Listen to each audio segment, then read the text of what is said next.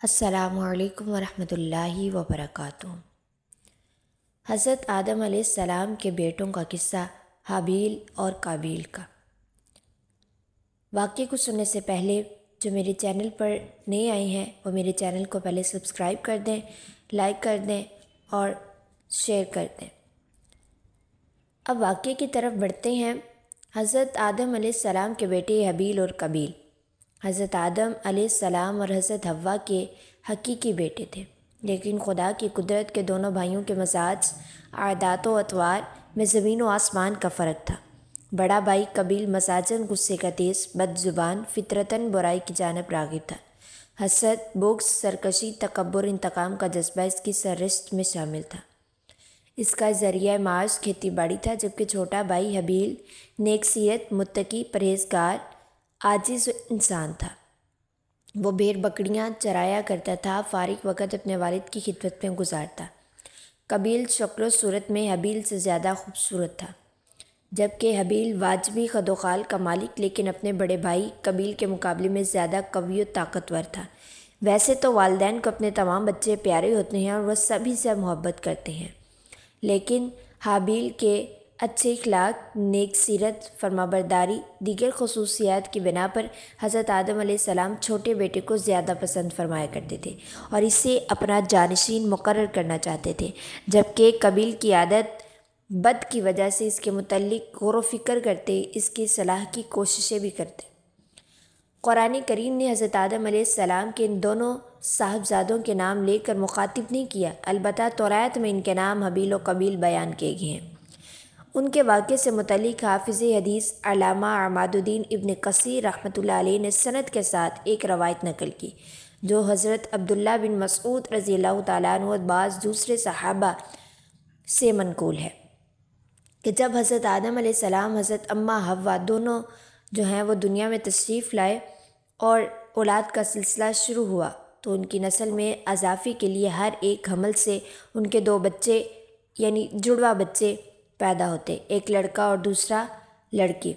بہن بھائی ہونے کی وجہ سے ان کا آپس میں نکاح حرام تھا، چنانچہ اللہ تعالیٰ نے اس وقت کی ضرورت کے لحاظ سے شریعت آدم علیہ السلام میں ایک خصوصی حکم جاری فرما دیا تھا کہ حضرت حوا سے جتنے بھی بچے پیدا ہونے والے لڑکے اور لڑکی کا نکاح دوسرے وقت میں پیدا ہونے والے تمام بچوں سے کر دینا جائز ہے۔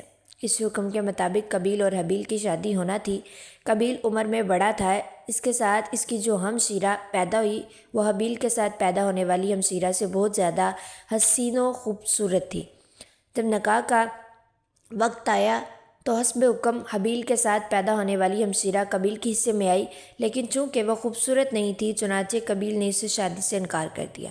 وہ اپنی سگی بہن ہمشیرہ سے شادی کا خواہش مند تھا۔ حضرت آدم علیہ السلام نے شرعی قاعدے کے موافق اسے قبول نہیں فرمایا اور قابیل کو اللہ کے حکم کے مطابق عمل کی تلقین کی، لیکن قابیل اپنی ضد سے باز نہ آیا۔ بڑا ہونے کی وجہ سے قابیل خود کو والد کا جانشین سمجھتا تھا، لیکن وہ حابیل کے تعلق سے والد کے خیالات سے واقف تھا۔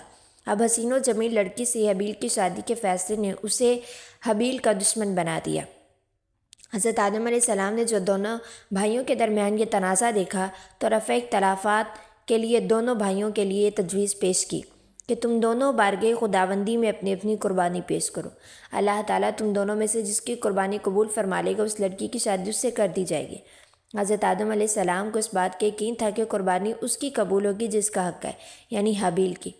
اس زمانے میں قربانی قبول ہونے کی ایک واضح اور کھلی علامت یہ ہوتی تھی کہ آسمان سے ایک آگ آتی، قربانی کو کھا جاتی۔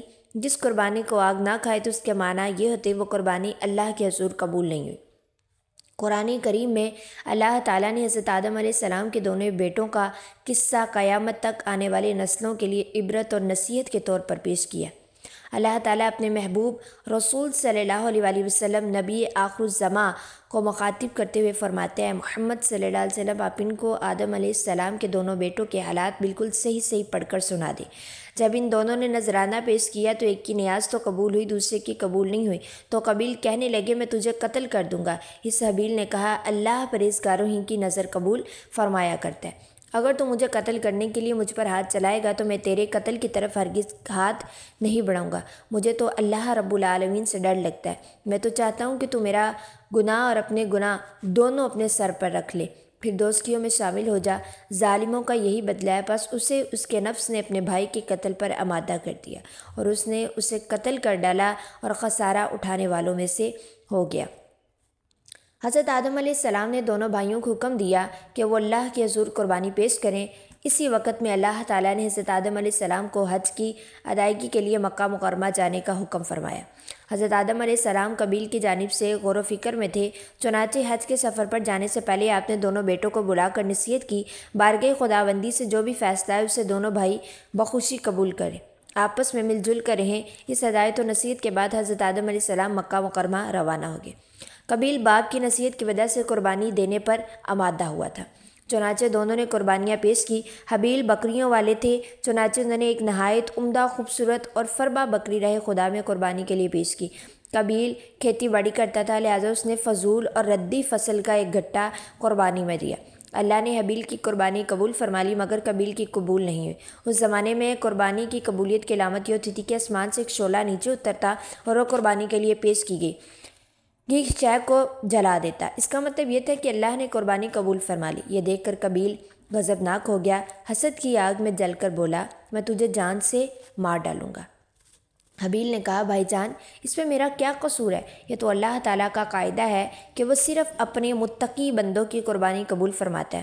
اگر آپ مجھے قتل کرنے کے لیے اپنا ہاتھ چلائیں گے تب بھی میں آپ کو قتل کرنے کے لیے اپنا ہاتھ نہیں چلاؤں گا، کیونکہ مجھے تمام جہانوں کے پروردگار اللہ تعالیٰ کا خوف ہے۔ اگر آپ اس انتہا تک پہنچ جائیں گے کہ مجھے قتل ہی کر دیں گے تو آپ اپنے گناہوں کے ساتھ ساتھ میری خطاؤں کا بوجھ بھی اپنے سر اٹھائیں گے۔ ایک بے گناہ انسان کو قتل کرنے والا گویا مقتول کے تمام گناہوں کا بوجھ بھی اپنے سر اٹھا لیتا ہے۔ اس طرح میرے گناہوں کا وبال بھی آپ کے سر ہوگا۔ میرے لیے تو یہ کوئی گھاٹے کا سودا نہیں، البتہ اس جرم کی وجہ سے آپ جہنمی ہو جائیں گے۔ ان الفاظ کے بیان کی کشمکش کا مکمل نقشہ موجود ہے۔ ایک طرف اللہ کا خوف، نیکی کا جذبہ، خون کا رشتہ، دوسری طرف شیطانی ترغیب، حسد کی آگ، نفسانی خواہش کی اکساہٹ، پھر بالآخر اس اندرونی کشمکش میں اس کا نفس جیت ہی گیا۔ اس نے بھائی کو قتل کر ڈالا، جس سے وہ نقصان پانے والوں میں سے ہو گیا۔ حضرت عبداللہ بن عمر رضی اللہ تعالیٰ عنہ فرماتے ہیں، خدا کی قسم، مقتول حابیل قبیل سے زیادہ طاقتور تھا، لیکن اسے حیا و شرم مانے رہی، اپنے بھائی کی طرف قتل کے لیے ہاتھ بڑھائے۔ علامہ ابن کثیر رحمۃ اللہ علیہ قتل کے حوالے سے مختلف اقوال تحریر فرماتی ہیں۔ شاید قبیل کے پاس لوہے کی راڑ ہو جس سے حابیل کو مارا، قتل کر دیا۔ ایک قول یہ بھی ہے کہ حابیل نے پتھر کی چٹان حابیل کے سر پر مار کر اسے ہلاک کیا، جبکہ حابیل سب سو رہا تھا تو قبیل نے بھائی کا سر کچل ڈالا۔ ایک قول یہ بھی ہے کہ قبیل نے حابیل کا گلا گھونٹ کر اسے اس طرح کاٹا جیسے درندے کرتے ہیں، جس سے وہ جاں بحق ہو گیا۔ حضرت علامہ شبیر احمد عثمانی رحمۃ اللہ علیہ تفسیر عثمانی میں تحریر فرماتے ہیں کہ اگر کوئی ناحق کسی کو مارنے لگے تو اسے اجازت ہے کہ اپنے دفاع میں ظالم کو مار ڈالے، لیکن اگر صبر کرے تو شہادت کا درجہ ہے۔ حابیل نے اپنے بھائی قبیل سے کہا تھا، بھائی میں آپ سے ڈر کر نہیں بلکہ اللہ تعالیٰ کے خوف سے چاہتا ہوں کہ اپنے بھائی کے خون میں اپنے ہاتھ نہ رنگو۔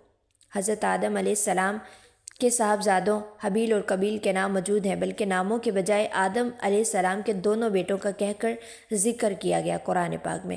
اس قربانی کا ذکر فرما کہ اللہ تعالیٰ نے نعش کی تدفین کے بارے میں یوں فرمایا ہے، اب اللہ نے ایک کوا بھیجا جو زمین کو ریتنے لگا تاکہ اسے دکھائے کہ اپنے بھائی کی لاش کو کس طرح چھپائے۔ کہنے لگا، ہائے افسوس کہ ہم اس کوے کی مانند بھی نہ ہو سکا، اپنے بھائی کی لاش چھپا دیتا، سو وہ پشیمان ہونے والوں میں سے ہو گیا۔ قبیل نے اپنے بھائی کو قتل تو کر دیا، لیکن اب وہ نہایت پریشان تھا، اس نعش کا کیا کرے؟ یہ زمین پر کسی انسان کا پہلا قتل تھا۔ بعض مفسرین نے ذکر کیا ہے کہ جب قبیل اپنے بھائی کو قتل کر چکا تو اس کی نعش 1 سال تک اپنی پشت پر لادے پھرتا رہا۔ اہل کتاب سے منقول ہے کہ دمشق کے شمال میں ایک پہاڑ جبل قاسیون میں وہ غار موجود ہے جس میں قبیل نے پتھر مار کر حابیل کو قتل کیا تھا۔ یہ غار آج بھی خونی غار کے نام سے پکارا جاتا ہے۔ اس بات کی صحت کا علم اللہ تعالیٰ ہی کو ہے۔ بعد مفسرین نے لکھا ہے کہ اللہ تعالیٰ نے 2 کووں کو بھیجا تھا۔ اسماعیل بن عبد الرحمن بن ابی کریمہ مفسر قرآن ہیں، صدی کے نام سے شہرت رکھتے ہیں۔ وہ اپنی سند کے ساتھ روایت کرتے ہیں کہ وہ کوے دونوں بھائی تھے پھر دونوں لڑنے لگے حتیٰ کہ ایک نے دوسرے کو ہلاک کر دیا۔ پھر وہ قتل کے بعد زمین کی طرف جھکا اور اسے کھودنے لگا، پھر گھڑے میں کوے کو ڈالا، اسے دفن کر کے چھپا دیا۔ جب قابیل نے سب دیکھا تو پکار اٹھا، ہائے افسوس کہ میں اس کوے کی طرح ہونے سے بھی عاجز ہو گیا کہ اپنے بھائی کی لاش چھپا لوں۔ پھر قابیل نے کوے کی پیروی کرتے ہوئے بھائی کو دفن کر کے چھپا دیا۔